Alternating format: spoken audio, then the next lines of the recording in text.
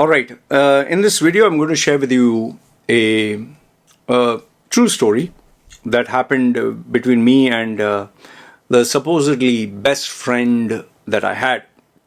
Okay, this is a friend whose relationship with me is maybe more than 20 plus years. We have literally seen each other grow. Okay, he was my client, then he became my close friend, but he was also my client. I really invested a lot of time, effort, and money into developing his brand. Okay, and it went to we achieved incredible success. Okay, incredible success, but I made a very drastic choice to break off with him. Okay, and I'm going to share this story with you. I would like to know your thoughts, your views, whether you think I'm wrong, whether you think he's wrong. And mind you that I will not be sharing specific details, and it is not something that has happened today. It is something that happened a couple of months ago. Okay, if you the only specific range I can give you is this is 2024. It happened in 2023, I think. Yeah. Okay, around late 2022, 23. Okay. So, I thought today would be a good day to share. Let me know what are your thoughts. And the reason why I'm sharing with you is it proves to be a cautionary tale because it does, break your heart because you put so much of time, effort, and money. For both of us, I'm sure it was painful. Anyway, so I met this guy through Toastmasters, which is into public speaking, and he saw me speak. He was very impressed. Came from a very good family, he decided to take my mentoring for him to grow as a better speaker. Which those days I didn't mind having students, but I was very selective. And then because he was well-to-do, he used to always compensate me in terms of either take me out somewhere expensive or a movie or food, or sometimes give me gifts. He used to respect and value my time, and his parents were pretty gracious that way. So when I moved into coaching as a payment form, he was very happy, and he was more than happy to pay me my rates. Okay, and from public speaking, he saw great results. Then he wanted, slowly. That time I didn't know it was called personal branding, but I started focusing on helping him achieve success in the corporate world. We used to always have brainstorming sessions, discussions. And as I moved into being a full-time coach, he was one of my premium clients. Okay, he used to pay me top-notch money. Okay, so... And I'm very happy to say that we watched each other grow. He really supported me financially when I needed the money. And I made sure that I returned that investment in terms of mentoring and training. And he grew in terms of his father's business, which he had at the side. And he was also working. So our friendship blossomed, client, mentor-mentee relationship. And very soon he, obviously, the more successful you become, it's like a drug. You want to experience much more. He wanted to score points with girls. He wanted to be famous. He wanted to have his brand. He wanted to have his business. He wanted to travel the world, buy expensive cars, go with the hottest babes. And obviously he couldn't take me everywhere because, I had my own shtick to do. But not a day would go by that we would have a conversation. Not a day would go by. We would not only speak for like close to minimum 1 hour a day, I think, and it used to go even longer.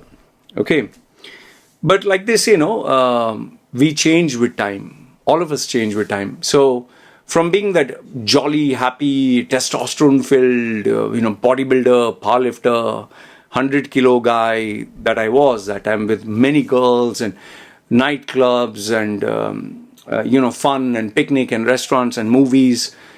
Through my ups and downs, I slowly, kind of metamorphosized to what I am today. I started evaluating every relationship in terms of what value can I give, and can they give me value.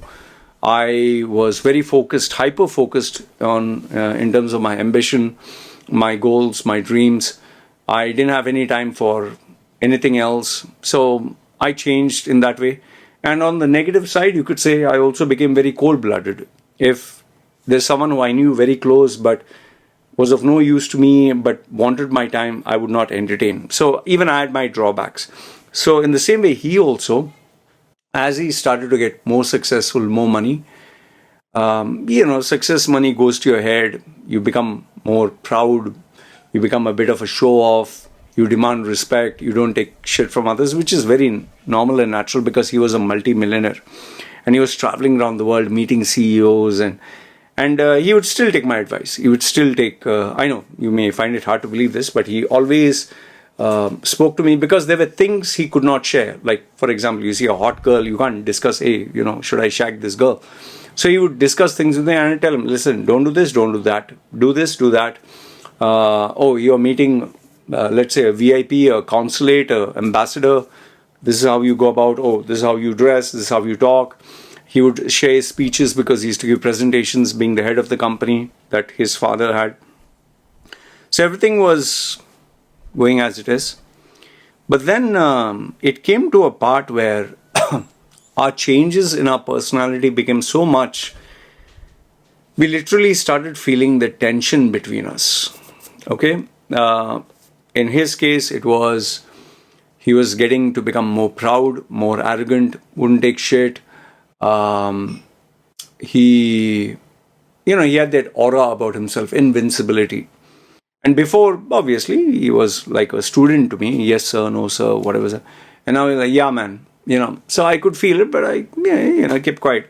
He's paying me for my services. I always try to keep it professional, but I couldn't help it because that emotional aspect was there. And as usual, he would always contact me whenever there were updates in his life. I would charge him for my time. But then it came down to certain habits which I found very hard to accept.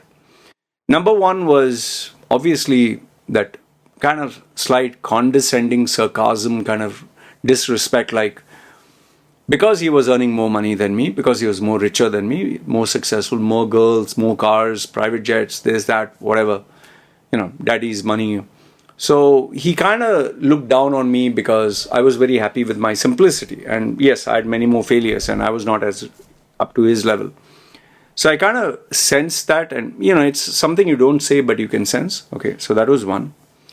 The second thing was, which I hated, I really could not stand that, and that is gossiping, bitching, and moaning. I hate that.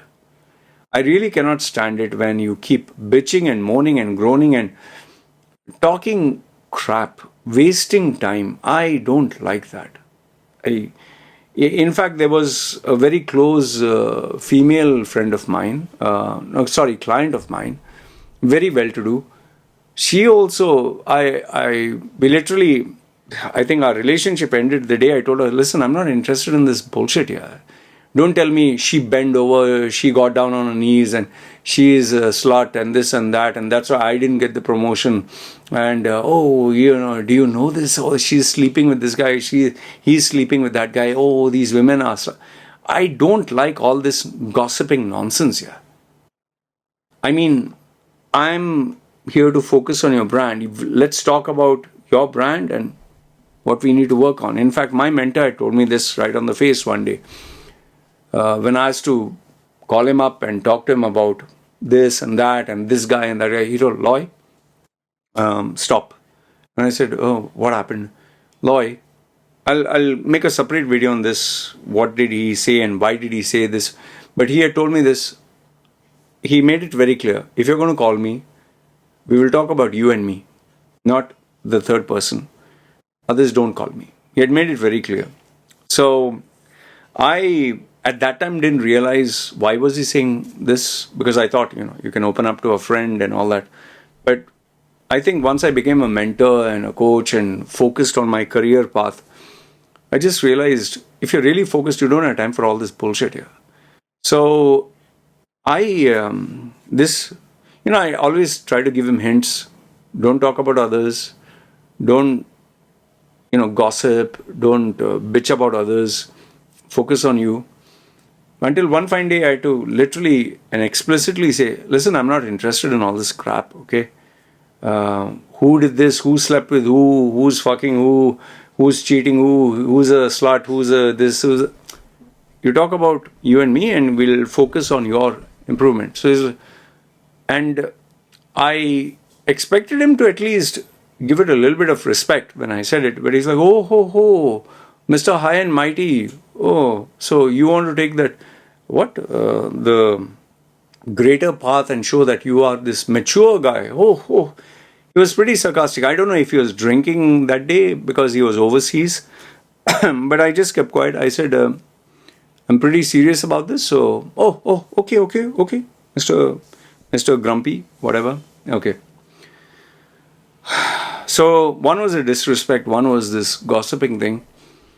And I think the last and final straw came when, when you tell someone something and you expect them to follow it or you expect them to do it. But if they don't do it, then you begin to think, okay, why am I telling this guy to do this? Okay. And then he started to have this new bunch of coaches. See, remember, too many cooks spoil the broth. Okay, there's that saying, no?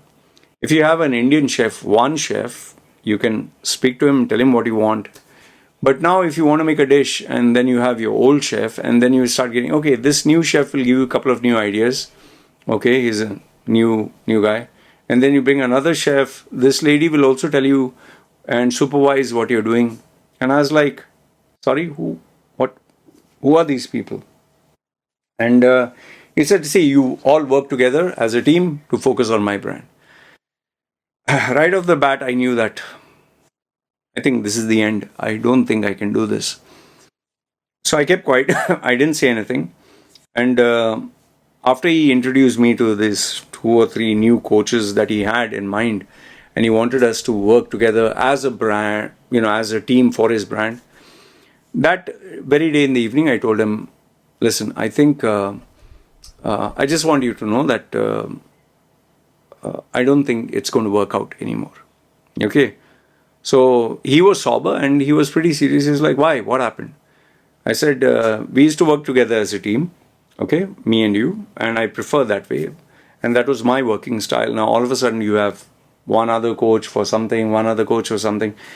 I just feel, I just feel there are too many coaches. And I'm not saying that they are not good enough. They definitely would be better. I'm sure they are qualified. But I think it's time for me to exit and time for you to get these new coaches and new relationships, whatever. So he was a bit taken aback. He was like, listen, man, I always thought your team, you're on my side. I told him, yes, I'm definitely on your side, but this is not how I work. This is not my style. So he kept quiet. He said, okay, can we talk about this after a week? Like, he was a very smart, savvy businessman. He said, let's take some time off. We'll talk after a week. I said, okay, fine. After a week, we got in touch. He told me, let's give it a shot and you be separate, fine. I shouldn't have said yes. It's something, I taught him negotiation skills and I myself fell into it. I shouldn't have said yes, but I did say yes and we tried to make it work. And I don't want to give this specific incident, but there was one particular instance where there was a very big business deal which he had to get done, and he took different people's opinions. And obviously, everyone had their opinion. I had mine, and they disagreed with my opinion, which obviously we can disagree. Where once upon a time he would listen to what I had to say, but this time he decided to take the majority. And then one of the coaches that he had said something which kind of rubbed me the wrong way, and I just told him, listen, you stay within your lane, okay? Don't focus on my area. You're not into personal branding, you're not into this, you're into some other discipline. So, and then it just made things uglier. And then when he spoke to me, I was expecting him to at least be a moderator. But then he was like, "What the fuck, man? What's wrong with you? You know who's he? You know what has he accomplished?" And for me, that was the last straw. You're trying to tell me how great he is, and you're trying to school me when I've always looked for your side. So I just told him, I kept quiet, listened to him, and finally I told him, I just want you to know this is our last session. Okay? So I don't think it's going to work out. I shouldn't have agreed, and we should have, I think this is the end. He got shocked. He was really, really shocked. He never expected me to say this. But I had to say it. And he said, okay, give me some time. I'll think about it and get back to you. Fine. He did get back to me, but this time not on video. He just sent me a message, which was kind of long and kind of bitter. He said a lot of things which he wanted to say, I guess. And he also made it known that I'm not, I'm not indispensable. I'm not like the ultimate. I understood where he was coming from. And he did give me a piece of his mind. So, but then he said, your policy is to block and delete, right? So after you read this, I'm blocking you and deleting. It's like, okay, fine, all right, whatever. And that was the end of it. In hindsight, when I look back, it was a wonderful relationship as long as it lasted. In fact, it lasted a bit too long. I never expected it to last too long. Did he achieve success? Definitely. Did he grow? Absolutely. Did I benefit from the relationship? Oh, 100%. So what is my regret? My regret is the fact that, when you invest 20 plus years of your life with someone into their brand and you've seen them grow, it's like that person is like your child. And then when you break up, those memories remain. You can't give 100% unless you truly love and care about someone. And training is a very intimate process, very intimate process. You need to give yourself reason to go out of the way to really wish someone the best. So anyway,